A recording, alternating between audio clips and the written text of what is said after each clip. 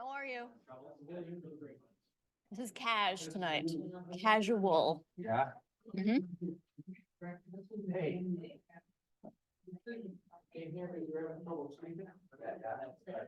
Yeah, so that's.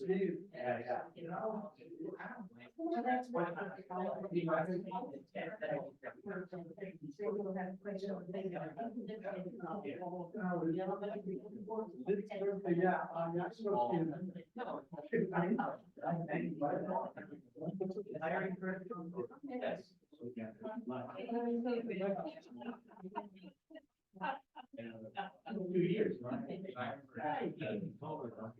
You're a good bunch.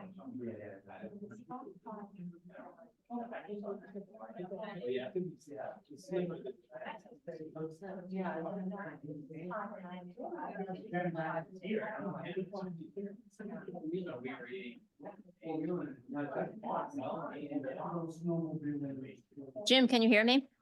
I can hear you, Leah. How are you? Okay, good. How are you? I'm doing well too. Good. Let me know when you want me to bring up the presentation. I'll go through it quickly and then we can get into the questions in some more detail. Okay. Are we ready to start this party? Yeah. Yeah. We're good. Okay. Okay, I say it's 6:32. Why don't we start our joint planning board and zoning board workshop? We have several members here from the zoning board and planning board. Yes, let's state everybody's name. I'm Leah Hitchin. I'm the town planner.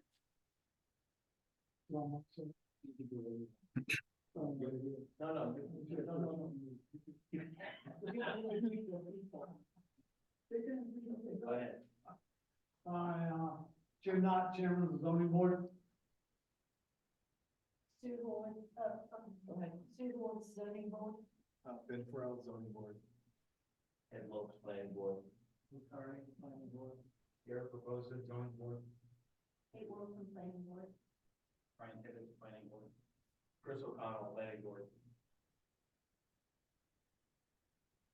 Heather Reposa, recording secretary. Leon Associate, administrative officer, planning board. Thank you. Jim, we'll let you move forward. Sounds good, Leah. Thank you very much. Welcome, everybody this evening. I'm Jim Reardon from Weston and Sampson, the planning group team leader over there, and I'm here tonight with Elizabeth Haney. Elizabeth, I'll let you, introduce yourself. Sure. Hi, everybody. My name is Elizabeth Haney, and so I'll be working with Jim on this project.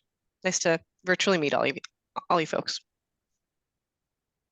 All right, and with that, we'll get rolling through here. So what I'm going to do is take you through a brief presentation. I think it'll take maybe about 10 minutes to kind of warm us up and remind us of where we've been, recap, so to speak. And then we have several questions, policy-related questions we want to air out with you folks this evening, and a few others that will show you that you'll probably recall from the previous presentation that are going to be questions we want to ask the town planner, planning department for their input, as well as the town solicitor. With that, we'll get going here.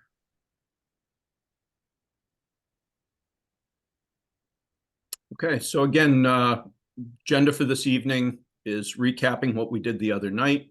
We'll talk about the approach to this workshop and then the discussion of the policy decisions for this evening. So general project approach, just as a reminder, we have two tiers of legislation that comes from the state. The two tiers include ordinances and standards that that you need to make some decisions around. Those are the tier one pieces of legislation. And then tier two refers to things that you should incorporate in your zoning and your development and subdivision policy. However, if you were not to include them, if you did not include them, they would take effect anyways.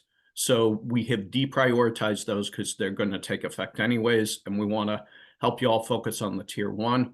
Why are we doing it this way? It's because we have a very short time frame with which to complete this in.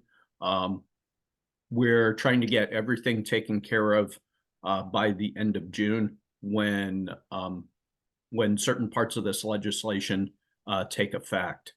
And then there's some parts of this legislation that have already taken effect as of January 1.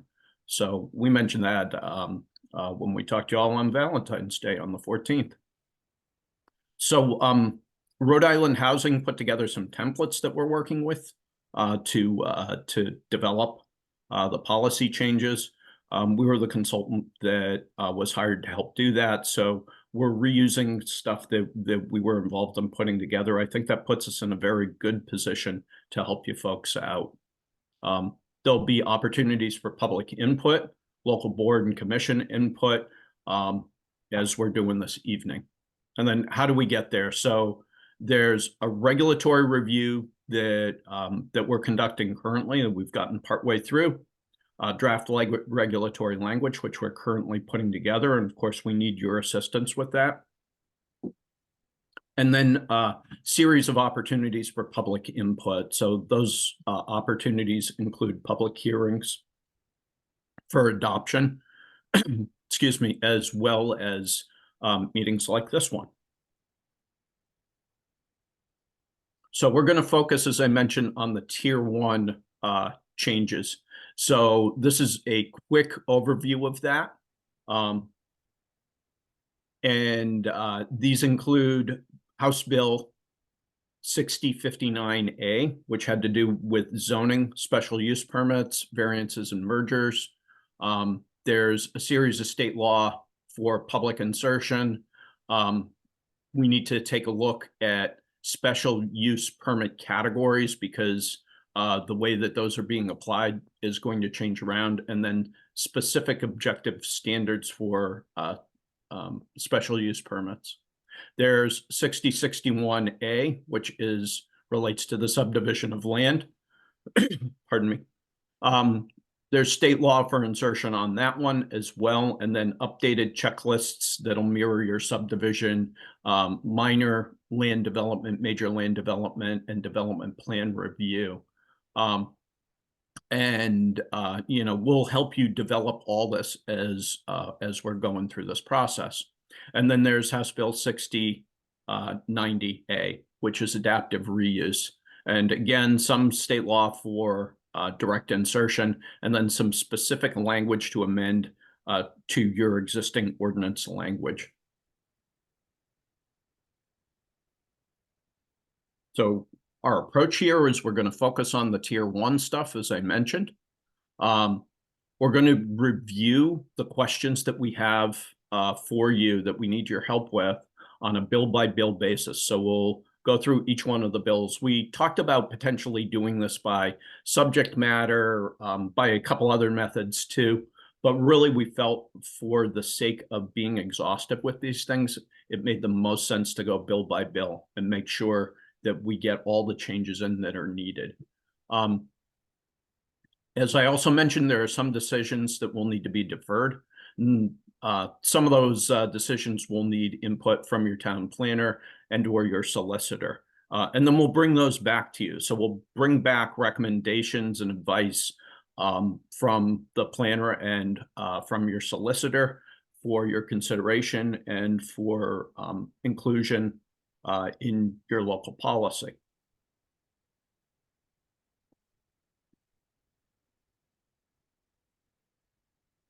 So 3 bill areas that we're focusing on. Again, there's just a little more detail about them. You'll remember this from the other night.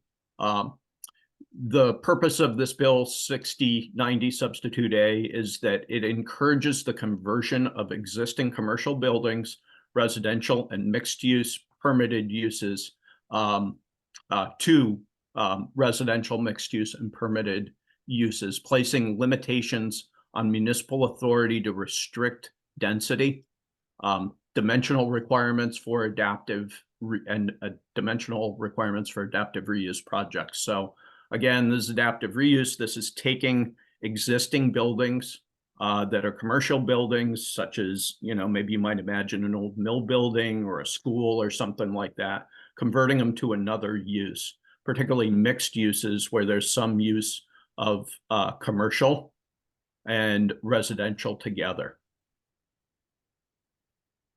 And here are the questions that we're going to consider a little bit later on this evening. So we want to work with you to set new design standards or use the existing standards within the regulations or your zoning ordinance. So the question will be whether you're going to change these around or whether you're going to keep the existing ones. You have some flexibility there. Use minimum density standards required, or whether you should increase the density permitted in these areas. And there are limitations around what you can do with that too. One thing that we're going to defer, this is something that we're going to need your solicitor's input on, is what constitutes what in the review process for adaptive reuse project will constitute major minor development or DPR. Jim, quick question for you. Sure. As you're asking these questions, if somebody has a comment or answer to the questions, you want them to just jump in, or what are you thinking? I figured what we could do is take a look at them really quick first, and then Okay. come back and ask about them. Does that sound okay? Yes. Okay, great. All right, and then this is Bill 609059, Substitute A. As I mentioned before, this is a bill that amends the provisions of the Zoning Enabling Act of 91 related to variances, special use permits, modifications, notice provisions, substandard lots of record, and lot mergers. And the specific questions that we have for this is, how are the uses specifically listed, classified within the existing table of uses, and for the zoning board and the zoning official? And then another question is, how are dimensional modifications, whether those are going to be permitted at the 15% minimum? You're required to do at least a 15% minimum allowance of dimensional modifications, or whether you're going to increase to 25%. Several questions are being deferred, and the ones in pink are being deferred to the solicitor, and the ones in red, or the one in red, is being deferred to your town planner for input. And those are, what are the categories of special uses with specific and objective criteria? The next question, are modifications of less than 5% granted without notice, without public notice? So would that occur through an administrative process? And again, that's something that we need input on, whether that's going to be legally defensible or not in your community. And then this last question here in red, do you want to permit the alteration of non-conforming development that was established by variance? So if something, if there's an old use that predated your existing policy that's now considered non-conforming and was established by a use variance, whether you're going to allow alteration to that, or whether the folks who own that are going to not be allowed to alter the non-conforming use without coming into compliance.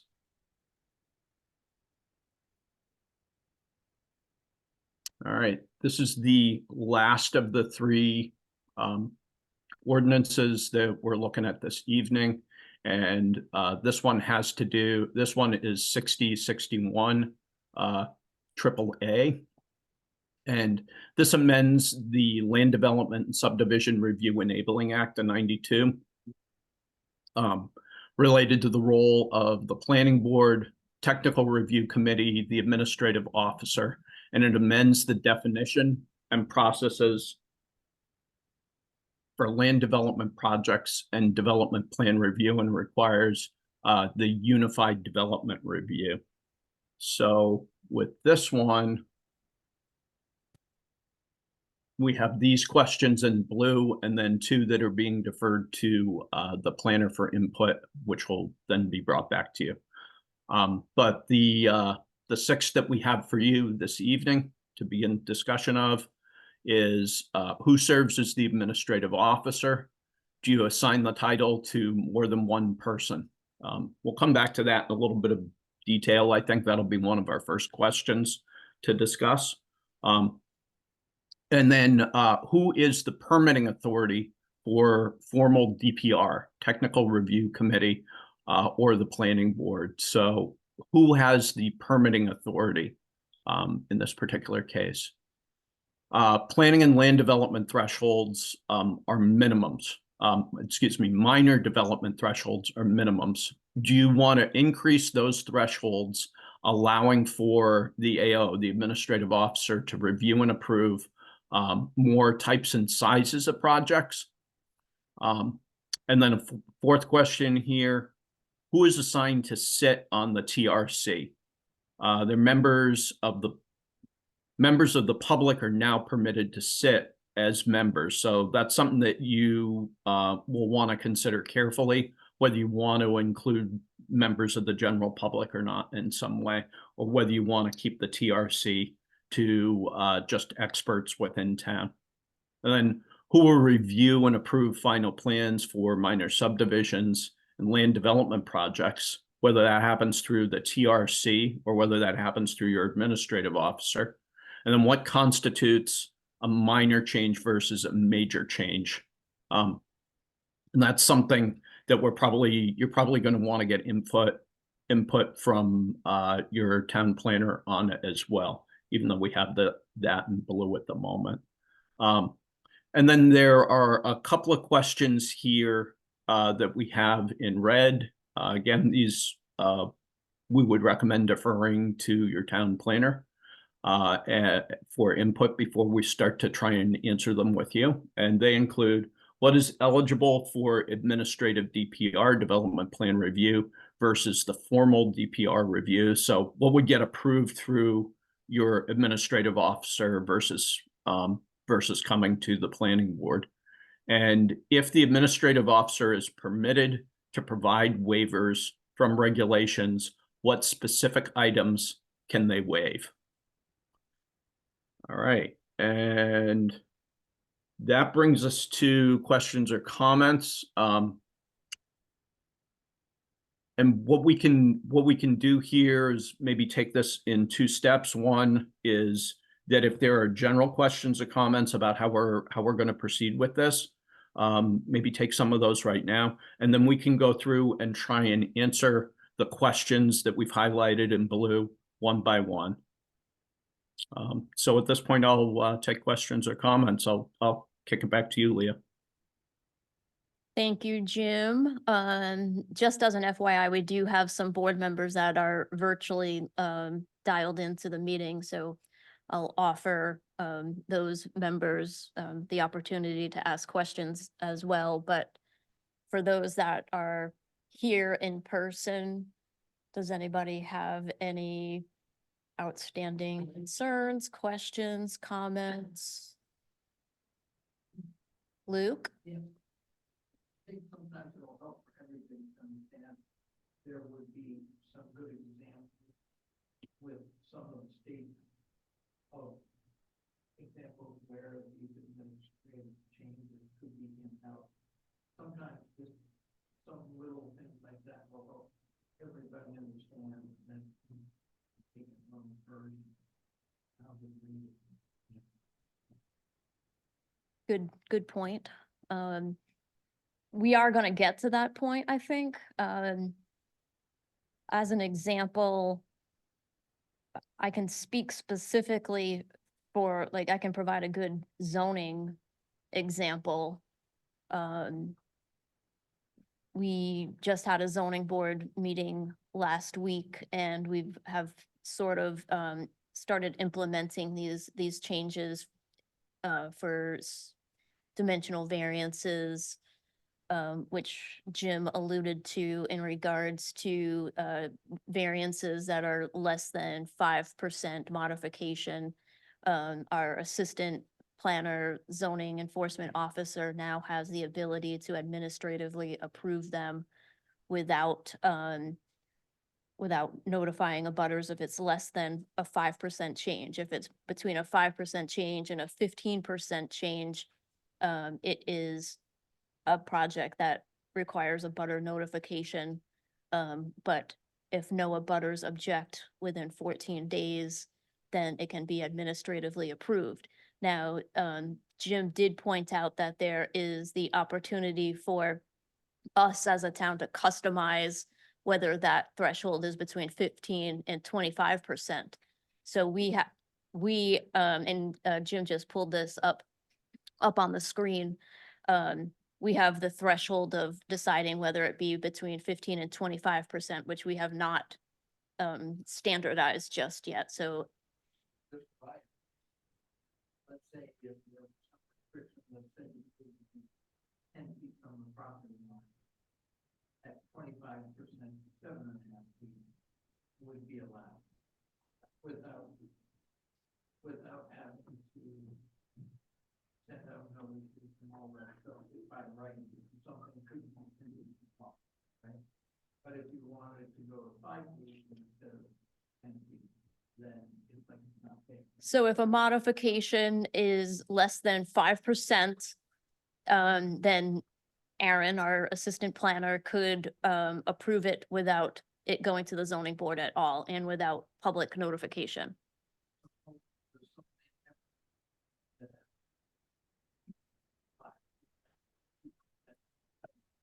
It actually, we'll see it more and more come up. It happened all the time where the zoning board was approving small, minor modifications, particularly in the denser neighborhoods such as Island Park and Common Fence Point.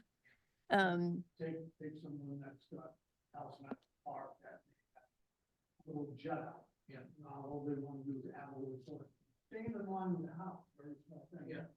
They'd have to enforce.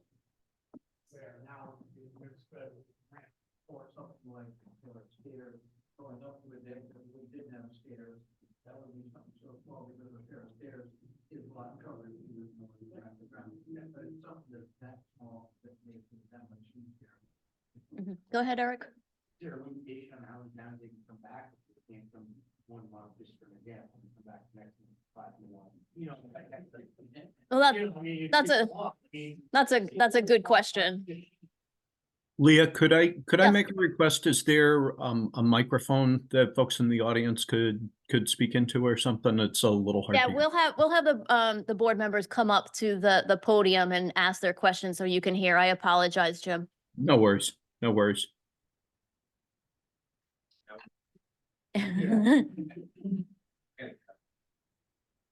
Sue, just go up to the podium, speak loud and clear and strong, like the architect that you are. Tell the truth. So being on the other side as an architect, so this 5% is like a gift to us. Yes. So, yeah, it is. So when you say it's administratively approved, is it automatically administratively approved? Or does Aaron look at it and say, that's a reasonable request, I can approve it? Or they're just pushing the limits there? Or is it automatically? Because then, to me, then all our setbacks are reduced by 5%, really, if it's automatic. Think table just, this way there'd be no one would have to know that 5% is a gift. We could just change the table so that instead of 25 feet, it's 25 feet minus 5%. Because it's great for us. I mean, and I understand if it's lining up, if you're doing an addition and you're lining it up with the existing wall and it's less than a 5%, absolutely administratively. But does it have to be administratively? That's my question, because sometimes, because people are going to push the limits. So, you folks are, allowed to either choose to do this or not to do this, the 5%. And the question is whether, you want to leave, Aaron, your administrative officer, or Leah, who will also be your administrative officers. I understand that the two of them will share that authority, with Leah being the primary. Whether, that happens with or without public notice. So is it purely an administrative process and no notice, or is there some sort of a noticing process? But there's still a decision to be made when one of these permit applications comes through, about its appropriateness under standards. But is it selective? Can, in certain instances, Leah just approve it administratively, and in other instances, she says, hang on, they don't need to go that extra few feet into the setback. I'm not going to approve this administratively. I'm going to make this as a full hearing. Does she have the choice? Yes, she would have the choice. Could we make it just on substandard lots or specific zones? Or any requirements like that? That's a good question. I'd have to go back and take a look at that and figure that out for you. If that's something that you think you might like to do, then we can look through the criteria and look at the policy and make a recommendation around that we think would fit in well. This is something that we'd want to also run past your solicitor, which is why it's in the pinkish purple color. Okay. I go on. I agree with that. Hey, Jim. Yes. Yeah, Jim, this is Jimmy Knott from the zoning board. Looking at policy consideration number 1 on the slide you have on the screen, how are uses not specifically listed classified within the existing table of uses? Zoning board or zoning official. Can you kind of extrapolate on that a little bit more? Yeah, sure. So there are a couple of things that we're trying to do as part of this overall project, to help you folks fit in with the new state policy. And one of them is to develop specific and objective criteria around whether uses are allowed, not allowed, or, if they're going through a special use permit, then they have to have very specific and objective criteria. So, how are uses that are not specifically listed classified within the existing use table? So you have to fit those things in. You either have to say something is allowed, something's not allowed, or if it's under, if it needs to be under consideration because it's special use permit, then you have to have very specific objective criteria for that. If you don't do that, then whatever the use is considered to be allowed. Well, That's- that's kind of my point, is knowing that that's changed now, where it used to be that you could consider something similar. In other words, probably the best reason, example would be pickleball. Well, we don't list pickleball in our ordinance right now. In our old ordinance, we could say, well, that's similar to tennis. So we would go by that criteria, but now if we don't list that use, it's allowed, correct? Yeah. So you have to play a game of being specific, Right, and so, in general. so here's the question. How does the town protect itself going forward? Because I've done this 24 years now, and in 24 years, you've seen mountainous changes, some that happen within months. And I mean, can the town just immediately readapt the ordinance if a new use comes out? Or how do we protect ourselves so that we're doing it right? Yeah, it's a great question. So, related to the whole business about, allowed, not allowed. So yes or no when you're in your use table, or whether it fits into special uses. One of the things that we have been recommending to communities, and we want to run this past your solicitor as well, is that for the time being, things that are listed as special use permits, you do one or two things with them. Either you decide that they are moving to the allowed or not allowed, or for things that the criteria are a little bit wobbly in some way, uncertain, such as some of the, perhaps pickleball isn't the greatest example in the world, but such as a use that you may be having trouble coming up with specific and objective criteria for. You move that for the time being as a temporary measure. You move that into the no column, so you don't allow it. You only do that temporarily, though, and what you do in the meanwhile is identify specific and objective criteria for those things, so that at some point somebody doesn't challenge that you just have disallowed this use. But it buys you a little bit of time so that folks aren't coming in with all sorts of applications that maybe you didn't want to have. Maybe they're for uses that you didn't want to allow in the town, but you just hadn't had a chance to come up with the specific and objective criteria yet. Does that help answer that? Yeah, that does question? help answer it. Okay, thanks, Jim. You bet.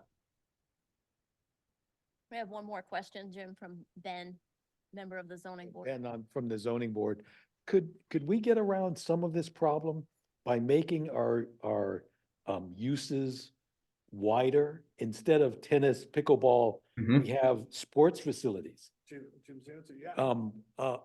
And loosen the rules, so the objective criteria gets to be looser, gets to be, wider applied.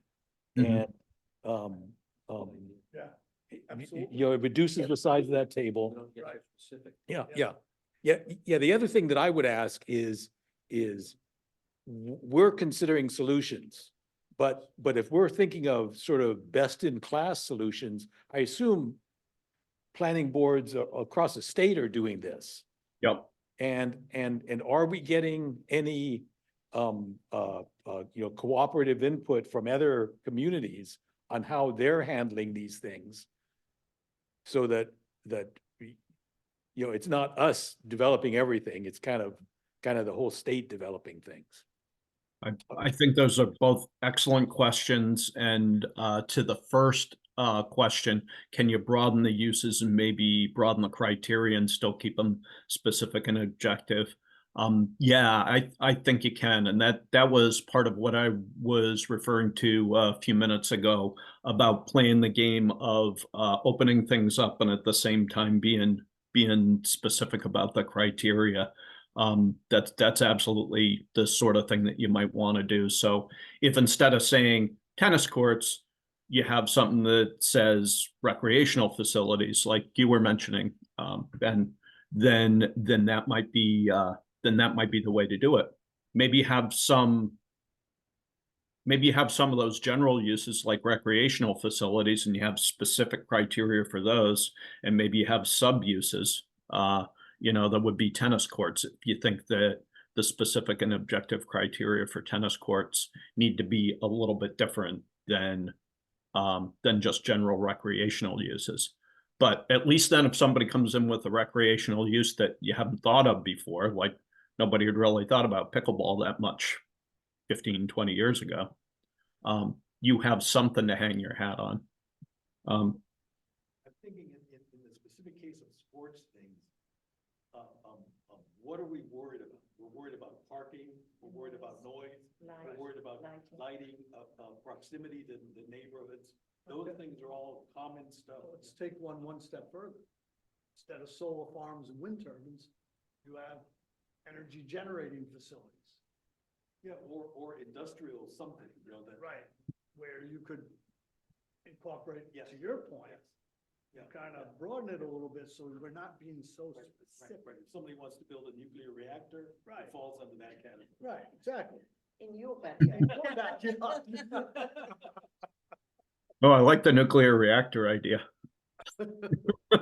Never underestimate Ben. But that's So the other question that you had was whether we're considering, I'm going to call them best practices or, best standards from other communities. And yeah, we're doing a couple of things with that. One is, literature search where we look nationally to see what people are doing around some of these issues.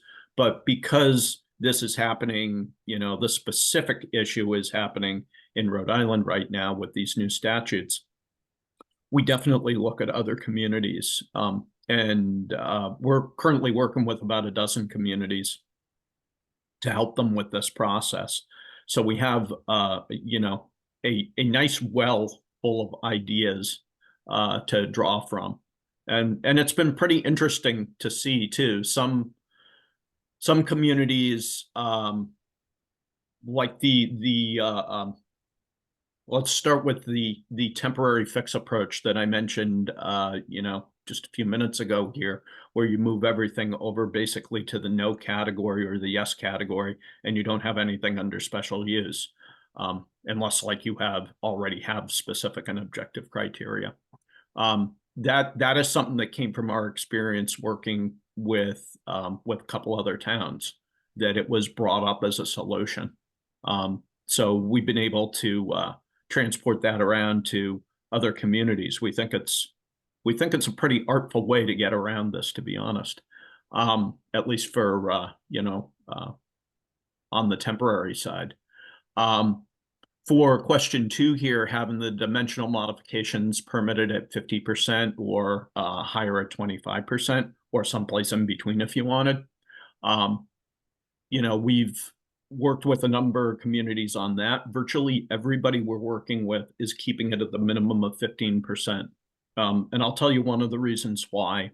It's because with the non-conforming lots that you might have, and the issue about the variances associated with those, and whether you allow alteration of the non-conforming development and so on, and the dimensional variances. After they have those variances, they still get to take another 15% on top. That's the legal interpretation that we've received at this point. So if you're allowing 25%, they're able to double dip, and they're able to get a much wider variance just sort of as a matter of course. So most folks are wanting to limit that to 15%. And again, that came from our experience working with a couple other towns, figuring out how to skin this cat. That I didn't, if I understand that correctly, so when it's a non-standard lot of record, Yep. and you do all the calculations, so your setback goes instead of side yard from 10 feet to 8 feet, whatever it is, based on the percentage, you're saying you can still have another 15% on top of that? Yes. Is it 15%? I'm moving right next door to you. I'm gonna be right on your property lot. Okay, I didn't know that. I can withdraw a zoning application. So not only the 15%, but if you guys allowed the 25%, it would be 25%. And that's how come people aren't doing this. They're keeping it to 15. But did you hear what he just said? Yeah. So if you allowed the 25%, now it would be, That's why Aaron and I were really looking at staying at 15. yep. Leah, can I ask you a question? Maybe if I have an answer. Is there a planning office organization in town or in the state that you guys all belong to where you share information? Jim and I, Association of- Jim Reardon and I belong to the Rhode Island Planners Association. There is that geek group that we belong to. Because I imagine that geek group is all losing sleep over this. We are all losing sleep over this, yes. Towns about the gym and all municipalities are going through this. All 39, Might all have first thing on 12 or whatever, but you want to get, yes. the good thoughts are gonna come from the other ones. We're all working together on this. There were only a handful, Jim, correct me if I'm wrong, of municipalities that actually got their regulations met by January 1st. I think very few. Portsmouth is kind of in the middle ground of working to get the plans, regulations, ordinances up to speed with these legislative requirements. That's correct. I know We're of, copying the leaders, but they're the pilot guinea pigs of this, and now they're seeing some ramifications of what could have been fixed. So now they're going back and fixing some things. so to some extent, it's good and healthy to have these conversations on each line item before we see what the other towns are doing. We kind of have, so we don't get into that group. Newport, Middletown, I've been watching closely. Jim's given me some really good pointers as to his other 11 communities that he's working with. I am friends with some of my other planner geeks. So I am following along. It is fun trivia night, isn't it, Jim? Yes, it is. Not sure if that was Jim me or Jim not, but It was you. It was you, Reardon. yeah, Leah mentioned the state association or the state American, or I should say the Rhode Island chapter of the American Planning Association. And there's one of those chapters in pretty much every state. And then there's a national, and the national has a clearinghouse that it keeps, clearinghouse of information that it keeps on its website that you can go and search through. It's called Knowledge Base. So you can search through a knowledge base to look for things like this. And there's a lot of really valuable information in there. Sometimes you go in there and you ask it a question and it gives you answers that aren't that helpful. But I'd say more times than not, you get some really useful information out of it, and it can help you drill down on some of these kind of issues, like the specific and objective criteria. Eric, did you have a question? I was just going back to my original question about how many times you approach this issue as far as zoning would be 5% or 15%. You once a year, or is there like a cap you come and, visit once? I mean, because every year.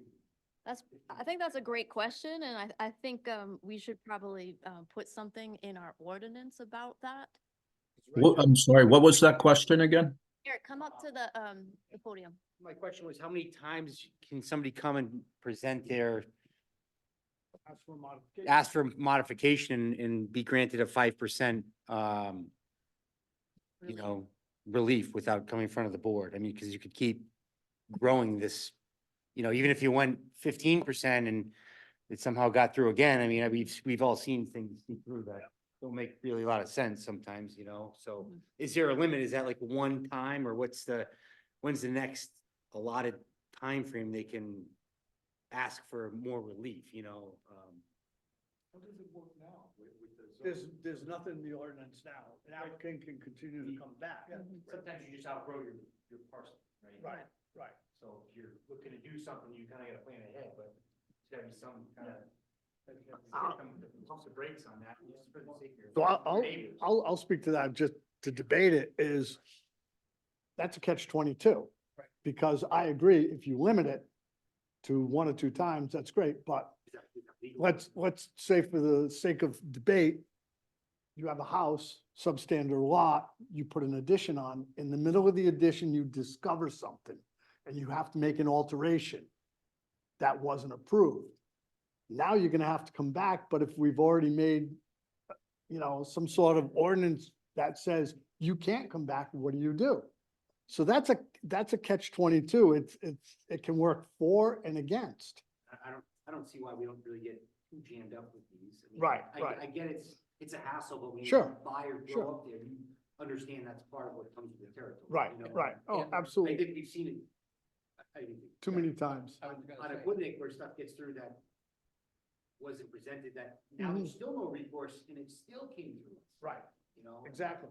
You know, sorry, No, no, you, no, but I I don't, say- I I don't see. mind them still coming, I don't Yeah. think it's a waste of time. I just think we try to solve one problem and we create another issue, you Yeah. know, so. With this specific problem, could you deal with it by, there's a baseline lot coverage, you know, what the property is today. And you're allowed administrative growth up to a 15% increase from your baseline. Well, you're eventually gonna cap your lot coverage out. Period. End of story. You can't, huh? Yeah, if something like Sarah. You're gonna cap it. What, The other thing you could do is, and again, Jim Reardon, this is just food for thought, is going back to my initial sort of debate thing, is you could put something in the ordinance that says, you know, you have 6 months to come back again. After that, you've got to wait a year. So that would take into consideration somebody who's, you know, renovating a home or something like that, that runs into an issue, Yeah, has the right to come back. yeah, you come back when you go through the zone. Right, Like, if you're right, gonna do it again, it just, you only get one administrative, right. you know, pass. Something like Yeah, that. Right, and then next time you have to come in front of the board, because now there's somebody's taking advantage of the system. I mean, you Right. see that with certain houses on the water, you're going to, Sure. we come back and. Yeah, you have a 6-foot deck and how they want it. Yeah. Yeah, I personally kind of like that last solution that was mentioned, which is, you know, that one time you can do it administratively. After that, you have to come back to the board. Because, you know, it just kind of it makes the hurdle a little bit taller, and it makes sure that you get the you know, get the input of the board, and you get public input that way too. And that's something that we can customize. Correct, Jim? Yes, yep. Could even the administrative officer, at their discretion, push any of these to the board? Yes. So Yep. And we have that ability now, like for Leon. I think if he's uncomfortable approving anything administratively, he has that ability to push that to the planning board for review. Right, so Leon or Aaron saw something that was, you know, growing little by little, they could just say, all right, I'm seeing this growth, we're gonna take it to the planning board. And they don't have to justify it as why you're doing it, they can just say it's my discretion. Yes, Go to the planning Mhm. for the zone. yes. All right, Jim, let's Try some other questions. move on. Yeah, I thought we had some very good input on those. Thank you. Let's go back up here. So, starting at the beginning. So set new design standards or use the existing standards within the regulation or ordinance. And, again, this bill had to do with adaptive reuse. So encouraging the conversion of commercial buildings into residential, mixed use, or other permitted uses. I have a question for the board members, and you know, you gave the example of like a mill building in town. We don't necessarily have mill buildings. I'm just curious if anybody can think of an existing building that could be converted to a mixed use style building. Sure can. Transcom's one of them. What's Transcom? Transcom's the visiting nurse building. Oh, visiting nurse, okay. And you also have, the town's old school, the old Cogshell School. That could be changed to mixed use if somebody so bought it and did something with it. Many years ago, we had, what is that place called on West Main Road now? What is it, Ocean Point, 1 point something? Is that what it's called? So the land is across from Prescott Farm. So when that came before us, Oh, the that old used to have the old nuns place. novitiate building, which was Yeah. old Yep. chapel and convent they wanted to convert. So there are some buildings in town, not a lot.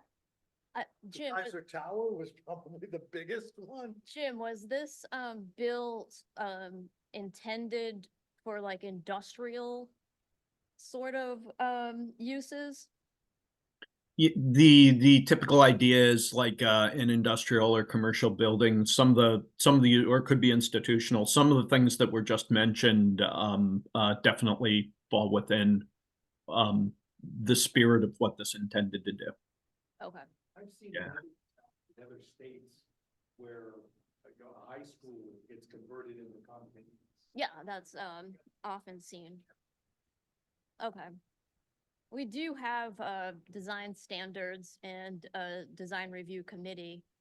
So I don't know how much we need to revise the standard design review standards, but if you want to speak to Well, your comments, Jim, go ahead.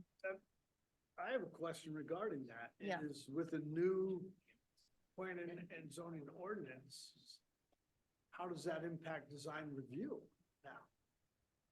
Does part of the design review have to be rewritten as well? So yeah, that there are certain requirements that come out of state statute that just get built into that automatically. You don't really have a choice about it. And then there are other elements of that there's a little more flexibility around. So the answer is yes, though all the processes end up getting rewritten to some extent.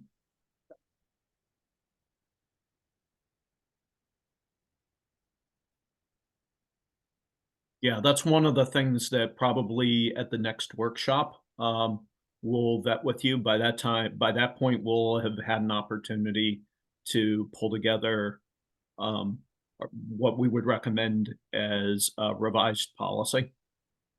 I'm sure we'll still have plenty of questions, but we'll have, maybe an 80% document or something like that. And, be able to bring that to you, go over it with you, and have a consensus approach between what we think works from sort of like a best practices standpoint, and what we know you guys think will work internally, or what the planning department will think will work internally from their experience working with you on these in the past. Does that make some sense, and hopefully help you out with that question? Yes.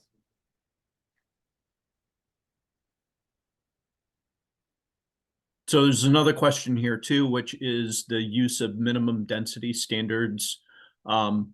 Use the minimum density standards required, or increase the density permitted. Again, this is just for adaptive reuse.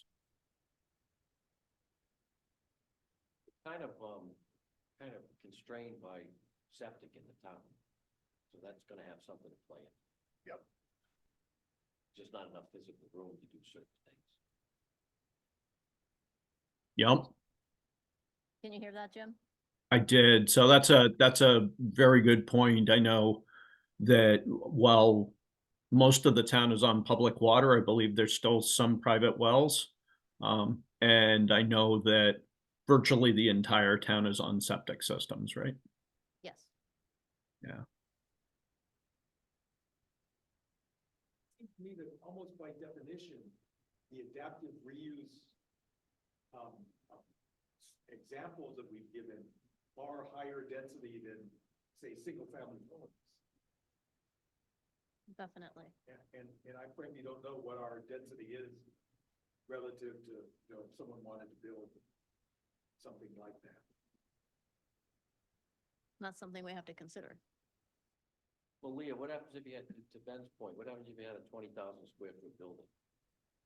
How do you divvy that up? Yeah, that's. Well, It's an R20, so what do? It's based on land area and frontage, not mhm. building area itself. Right. And I thought the rule said you can't dictate FAR, floor area. That's something that's new territory for us. Yeah, so I think we're gonna have to look to you. Don't want to step on Jim's toes. No. You for some advice on that particular. The closest thing that we have has been a comp permit for the senior center, which is 60 units on that property. Right. So this is totally new ground for us. But to get to my first point, hope Jim can still hear me. Mhm. If you took that 20,000 square foot example and it was 1,000 square feet units, and you came up with 20 units, Mhm. you need 20 bedrooms of septic somewhere, Yes, which is a pretty substantial area. and that's a huge financial Could be the limiting factor. limit, yeah. And is that part of our zoning or is that up to the developer to make sure he can get, Yeah. you know, maybe it's a percentage of 2 bedroom, 1 bedroom and low cost. Maybe Right. that's how it's broken down, that it has to be 50% market and I don't know what the numbers are, but whether they can fit in that amount is really up to the developer, not really the zoning of the code, I would think. Well, I'm I'm trying not to get sure. to that, what is the minimum? Yeah. What do we call the minimum standard? Because we don't really have anything Yeah. for floor area. Right. Well, But- if we stay away from specifying number of bedrooms or floor areas, the requirement to have a DEM approved septic system provides a limitation on the density. If we Right. invoke parking requirements, off-street parking requirements, that, also limits density without specifically saying how many bedrooms you can have. But I think they've changed the parking requirement, haven't they, in this adaptive reuse? Didn't they reduce? We haven't really discussed the parking requirement I think it was, lately. I seem to remember hearing somewhere or reading somewhere, and I may be wrong, that they didn't require like two parking spaces. You're right, I think it's per down to building. one. It's down to one, so, yeah. So, Well, in our situation where we don't have town sewers, it's gonna rely heavily on how big the septic can handle. For instance, the septic at 110 Bristol Ferry Road, that's gonna accommodate 60 1 and 2 bedroom units is fairly large and it's gonna take up a large portion of that property. And is significant, in terms of financial, capability and, size of the property, so we have to take that into consideration. maybe we don't set the density, that it's gonna be up to the developer to set the density based on what Yeah. he can do for the septic. So here's a question. Speaking of mixed use, or in this case, conversion, the new state requirement is conversion of existing commercial to residential. What about the other way around?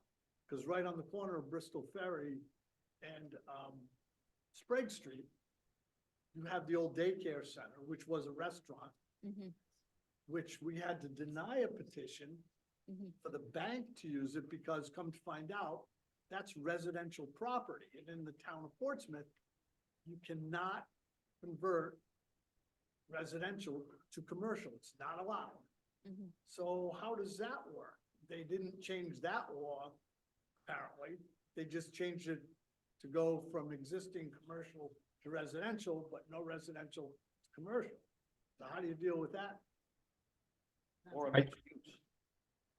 Yeah, I don't know that there's actually a restriction in the state law that would prevent you from converting residential to commercial, although it's really focused more the other way around. right. Yeah. One thing I'd throw out to the discussion a moment ago, I didn't want to interrupt the flow there. Regarding on-site systems, so I'd be a little cautious about relying on on-site systems as a way to contain or restrict density, or anticipating that it'll work that way. They're coming up with new systems all the time. There are systems out there that, you could basically get just about as much density as you wanted. Now, granted, those things are expensive, so the economics of it might prevent, more than a certain amount of density, but just be aware that relying on that is somewhat uncertain ground. Good point. Question for Jim Reardon. Are we impacted by, the requirement to meet affordable housing goals when we do these kinds of, conversions or higher density, developments? So that's an interesting and great question. So theoretically, the reason for the state doing these changes was to create more LMI and affordable housing, capital A affordable housing, as well as like workforce type housing. So while there isn't, I don't believe there's a specific thing that says like you do the adaptive reuse, you have to have this much actual affordable. It is aimed that way. So Supposedly for the state. That's correct. The town has mandated that we have 10% affordable units. Yeah, so if we start popping up this, adaptive reuse, is that gonna be viewed as, by the state, the only way you have to use that to meet these, affordable housing buildings? Good. yeah, so I think the question was if this is sort of like your only tool to do it, is the state going to insist that you do it a certain way so that you meet affordable? Yes, sir. Yeah. As opposed to doing high density, as opposed to doing adaptive reuse to crank out high priced condominiums. So in answer to that question, it hasn't come up yet, but that doesn't mean that it won't. So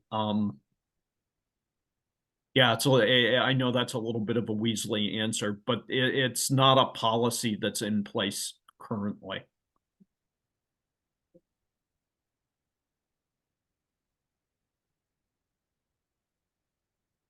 Guess we're gonna look for some advice, at least from my point of view, from you, Leah, on some of these. Yes. That's why some of these questions are highlighted in purple for Aaron and myself to really take a deeper dive into, along with the town solicitor. But these questions are really for you folks to think about. I think you're starting to hear some of our discussion, which I think is good. But hopefully give you enough to, start with pen to paper. Yes. So we're well into an hour of the meeting, Jim. Let's keep this moving along.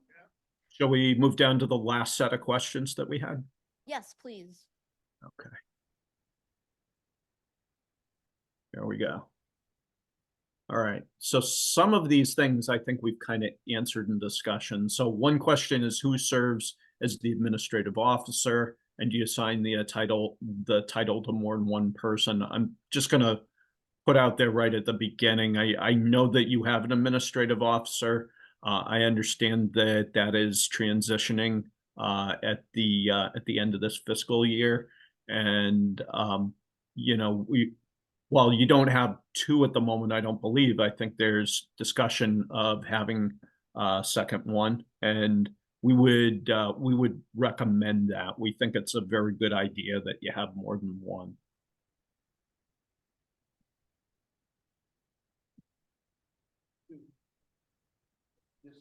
Thank you, Jim. Let's move on. All right. So next one here is, who is the permitted authority for formal DPR, whether that's the technical review committee or whether that's the planning board? We think, I'll throw out a little bit of some of my thoughts on this as we're going through it. So we think that the way this law is set up, the way the statute is set up, in some cases, I don't know, leave some gaps, I guess. Here is one of these things. We think that it makes the most sense to keep your planning board as the actual permitting authority for DPR and not to shift that responsibility to that technical review committee. Part of the reason for that is that we don't think it's a really great idea to have essentially two permitting authorities for this kind of stuff in town. I think it just creates an opportunity for confusion. If I was to be asked, what I thought the best way to do this was, I would say, we know you have technical review committee on the books. We know that as part of this, you need to keep your technical review committee. We would recommend that you activate them more than they are currently, so that you have them available, and that they provide an advisory role to the planning board at a minimum, to your administrative officer as needed, and that's probably, you know, the most ideal way for them to function. At this point, I think this is a fairly pregnant kind of question, so I'll leave it open to discussion here. That's kind of what we're doing now. Mhm. So, Yep. Very good. Keep rolling. Keep rolling. All right. All right, minor land development thresholds or minimums. Do you want to increase those thresholds, allowing your administrative officer to review and approve more types and sizes of projects? This one we think is pretty much up to personal taste. What works for your community is what's best here.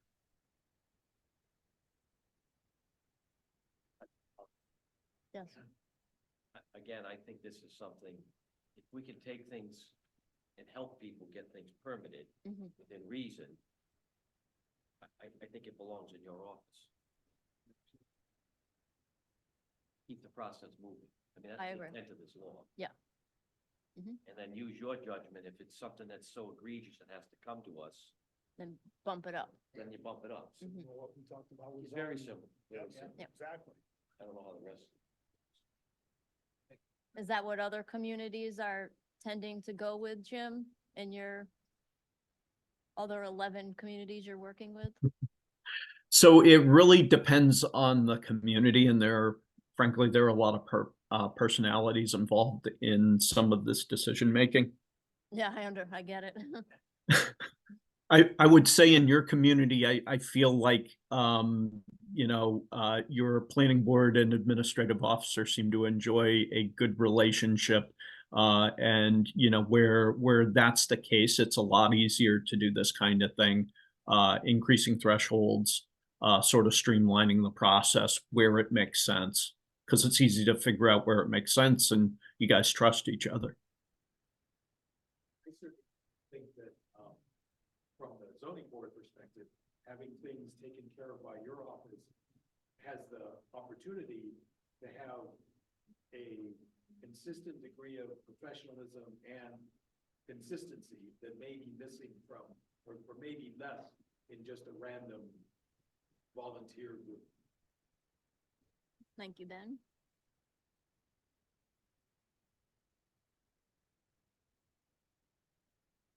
Okay, moving on, Jim. Okay, so the next one is who is assigned to sit on your TRC? And we know that that's currently defined in policy. One of the things in your existing policy, one of the things that the new state statutes allow for is members from the general public.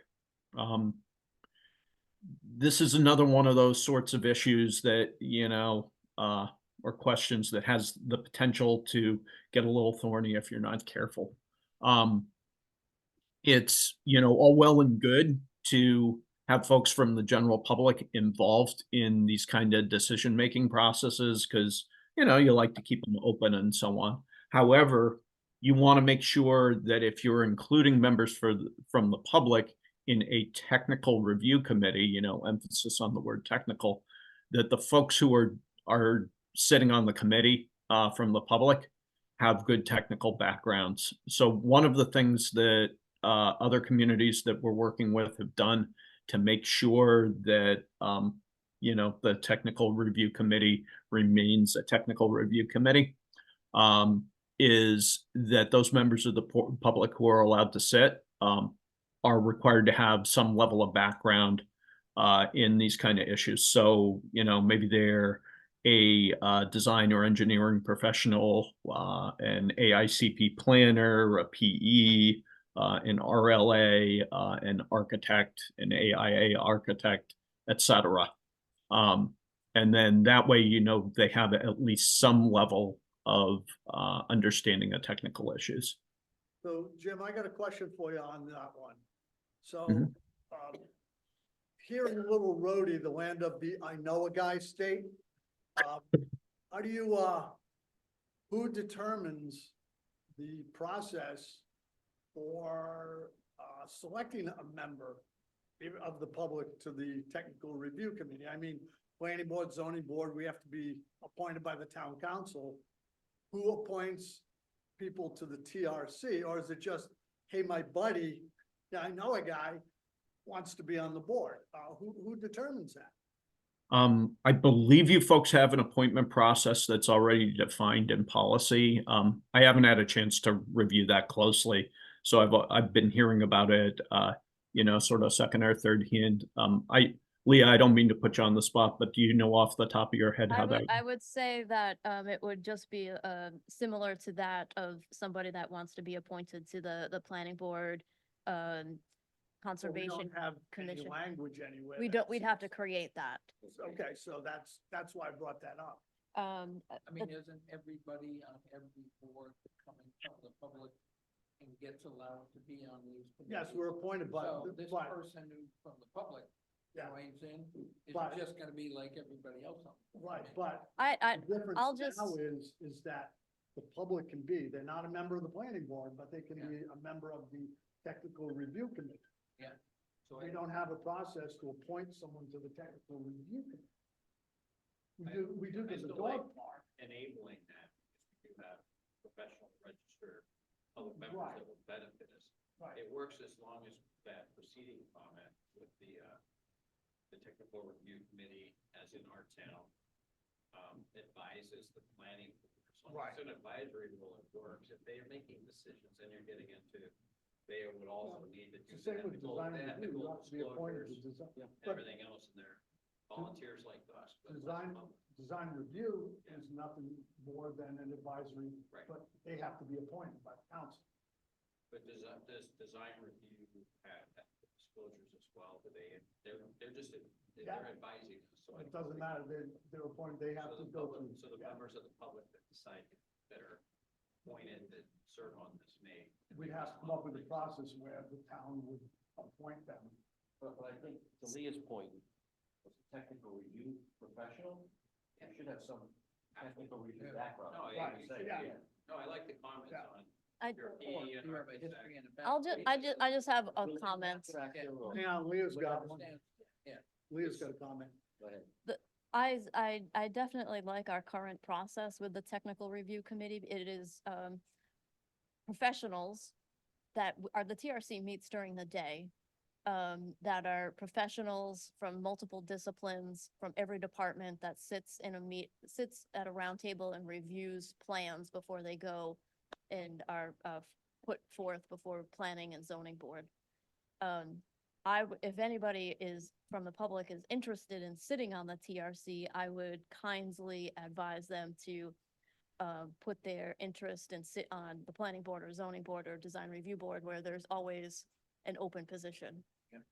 That would be my recommendation. Let's move on, Jim. Okay. All right, last couple of questions here. So, question number 5, who will review and approve final plans for minor subdivisions and land development projects, whether that's the TRC or the administrative officer? You know, I've already mentioned my personal, you know, professional opinion on the TRC is that they should serve an advisory role as opposed to, you know, a firm approval role. So if I were to recommend a direction on this, it would be to use the, you know, the AO as your administrative officer as the approval authority. And if in the administrative officer's opinion, it would be a good idea to get advice from the TRC, then allow them to recommend that and get the advice from the TRC, but don't give the TRC actual approval authority. I agree, Jim. Makes sense. All right, number 6. All right, what constitutes a minor change versus a major change? Some of this stuff some of this particular item is defined in the statute. There was kind of a funny way that the statutes were worded that I think is probably going to get fixed in the next General Assembly session. And that's that. Let me see if I get this right. So in minor changes, it said that those things shall include certain items, and under major change, it was may include or will include, but shall not be limited to. And it created a potential overlap between these things that we think is probably best initially sorted out by your planning department and solicitor to make sure that that it can withstand legal challenge, and then gets brought back to you folks for consideration and approval. Our, just a note there that our land development regs don't even entertain the difference between a minor change versus a major change. So including this will be a great addition to our regs. So I'm looking forward to that addition. Yeah, just also to clarify, some minor changes, generally those can be approved through the administrative officer, so it lessens the burden on the planning board. Thank you.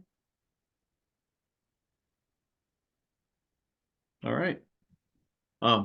That is the last question that we had on the list tonight. I think we've had some really great deliberation around these things. It's a pleasure talking them through with you all.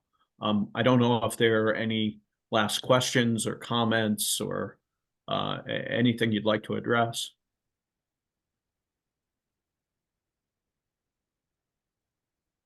We're getting thumbs up. Steve Johnson, who joined us late, has a question. Just go to the podium so Jim Reardon can hear. He's a member of the public. Good evening, Jim. Steve Johnson, member of the public, 44 Wapping Road in Portsmouth. Seeing this on the calendar right after the Portsmouth Economic Development Committee that caused me to miss the start of this meeting. I saw in the Providence Journal last Saturday, and I'm sure some of you did as well, the commentary from, I'm not sure whether it's Scott Miller or Scott Millar from Go Smart RI, expressing his concerns that some of the housing laws adopted in the last legislative session are not consistent with longstanding state policies. And I had some great fun on Saturday and Sunday plowing through Rhode Island 2025 and seeing what is involved with what was anticipated 24 years ago, where we would hope to be in 2025 regarding state land use policies and the plan for 2025.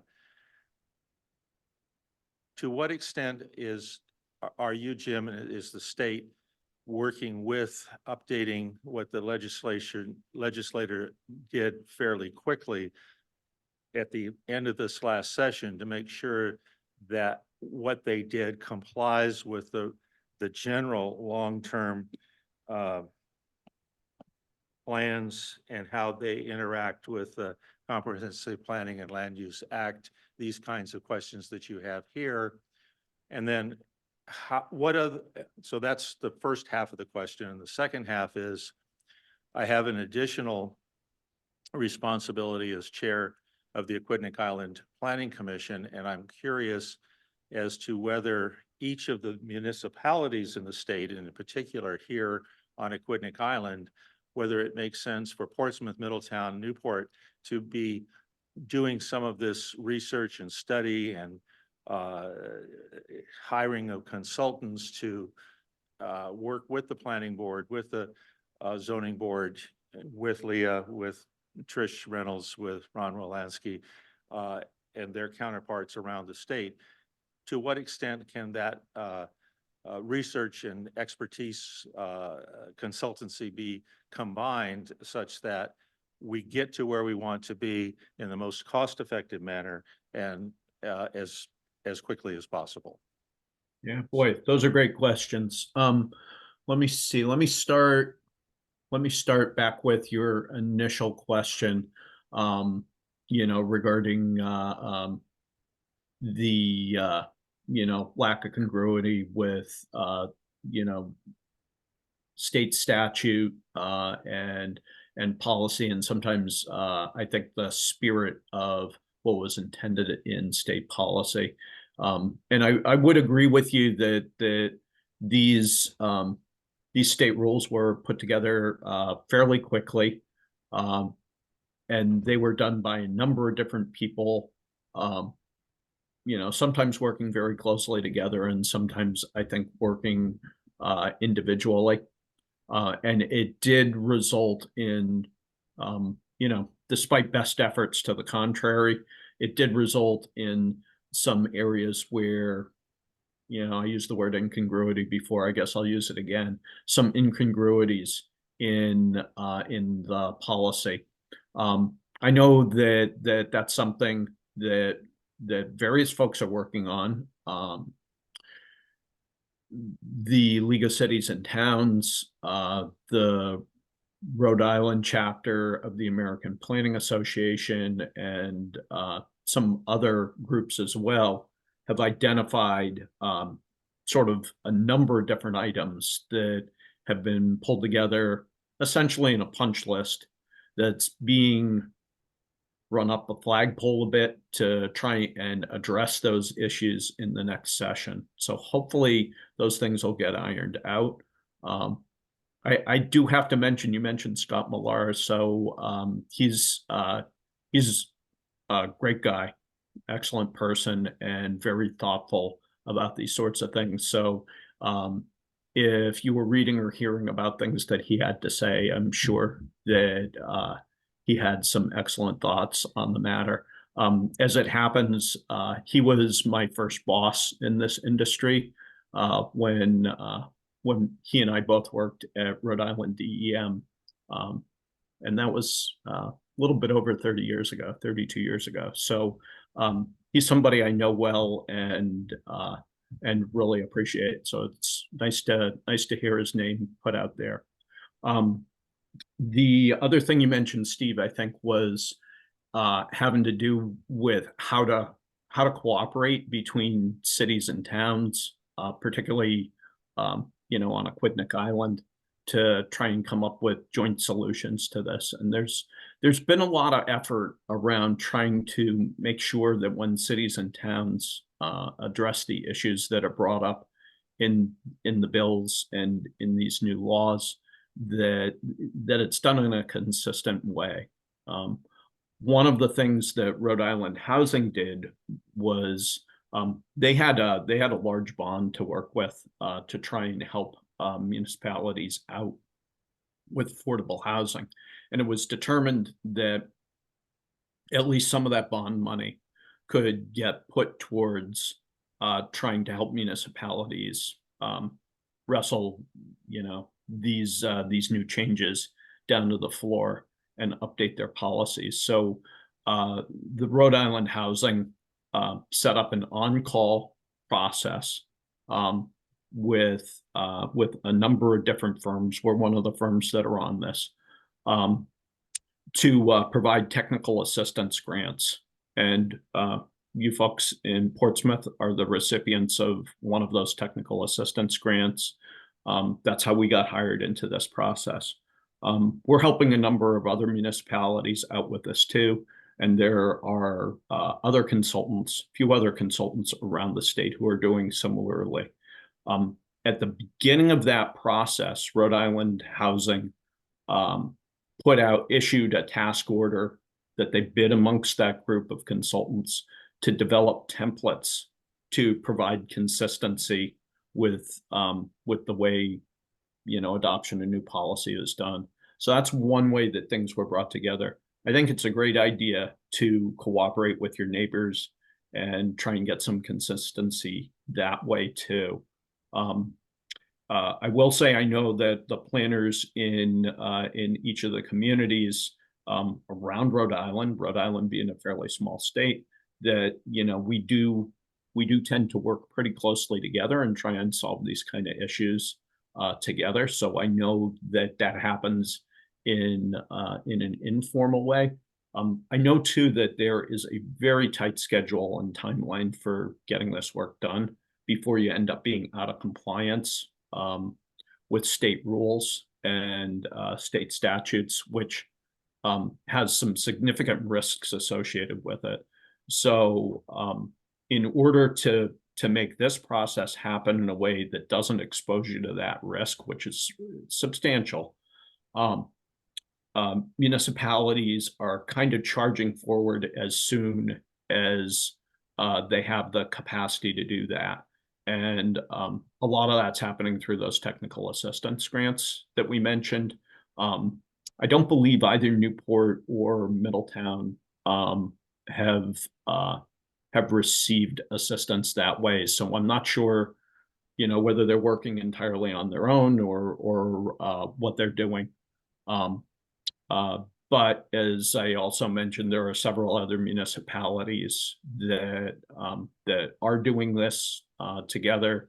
We're currently working with 11 others beside yourselves. So it does give us the opportunity to help bring you folks ideas that other people are using. So we can, you know, those ideas are portable. And I think we're hopefully doing a pretty good job of bringing you the best available approaches. Thanks, Jim. Any other final questions before we wrap up for the night? When's the next? Ooh, Luke is already asking when we're meeting again, Jim. He was being facetious. He was not, I could tell. He was serious. Leah, We'll get back to you on that. Jim and I are gonna caucus again and get together, and I obviously have some work to do with answering some questions, and our solicitor has some questions that we need to get some answers from as well. So stay tuned. Jim, thank you for again meeting with us, and thank you everybody for joining us 1 week after Valentine's Day, spending your Valentine's Day with me. I'd say the love continues, right, Leah? This is true. Us planners love to hang out together. Hey, thank you all for having me tonight. I really appreciate the opportunity to work with you all. It's been very much a pleasure, and look forward to next steps. Thank you. Thank you. We'll be in touch. Take care. Have a good night. You too.